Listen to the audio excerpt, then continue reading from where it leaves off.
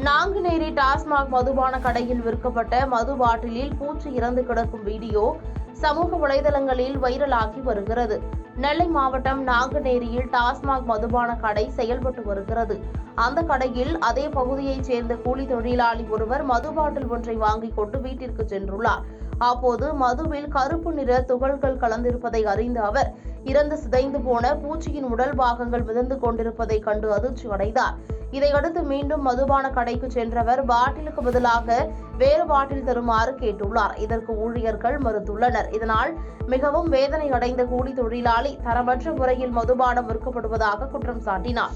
மேலும் தரமான மதுபானங்களை விற்க அரசு நடவடிக்கை எடுக்க வேண்டும் எனவும் வலியுறுத்தினார். இந்த சம்பவம் அப்பகுதி மது பிரியர்களிடையே அச்சத்தை ஏற்படுத்தியதோடு தற்போது சமூக வலைதளங்களிலும் வீடியோ வைரலாகி வருகிறது. பாதகம் செய்பவரை கண்டால் நாம் பயங்கொள்ளலாகாது பாப்பா.